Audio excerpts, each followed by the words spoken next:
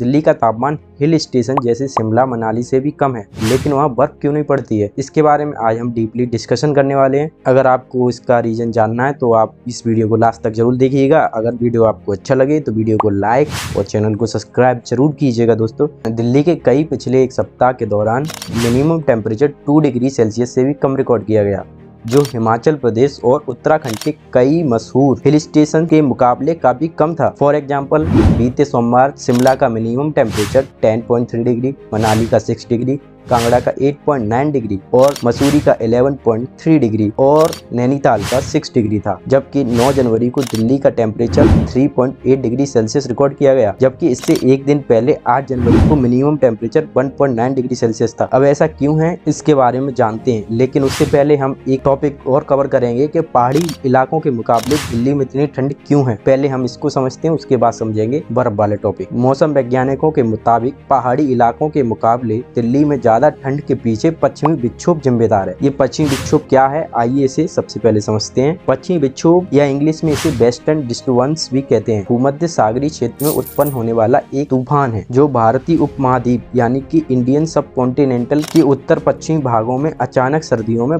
बारिश लाता है। दोस्तों, यह बरसात मानसून की बरसात से अलग होती है। भारत के संबंध में यह पश्चिम दिशा से आता है, इसलिए इसका नाम पश्चिमी विक्षोभ रखा गया है। पश्चिमी विक्षोभ की वजह से आकाश में बादल छा जाते हैं और रात का तापमान लो हो जाता है और असमय वर्षा होने लगती है। अगर आपको पश्चिमी विक्षोभ के ऊपर डिटेल वीडियो चाहिए, कमेंट सेक्शन में लिखिए, मैं इसके ऊपर डिटेल वीडियो बना दूंगा। इस बार 2 पश्चिमी विक्षोभ के बीच ज्यादा गैप होने की वजह से ज्यादा ठंडी हवाएं चल रही, इससे मिनिमम टेम्परेचर में गिरावट आ रही है। मौसम वैज्ञानिक कहते हैं कि दिल्ली में जिस तरीके से गोल्ड वेव या जिसे हम शीत लहर भी कहते हैं चल रही है, उसके पीछे पश्चिमी विक्षोभ के बीच असामान्य गैप है, जिसके कारण पूर्वोत्तर के हिमालयी पहाड़ों से ठंडी हवाएं मैदानी इलाकों तक पहुंचती हैं। सामान्यतः 2 पश्चिमी विक्षोभ के बीच 3 से 4 दिन का गैप होता है, लेकिन इस बार यह गैप 7 दिनों का रहा। यानी कि पहला विक्षोभ 31 दिसंबर को देखा गया, तो उसके बाद अगला विक्षोभ 7 जनवरी को आया। पहाड़ों से ज्यादा ठंड फिर भी दिल्ली में बर्फ क्यों नहीं पड़ती है? इसका एक सिंपल कारण है,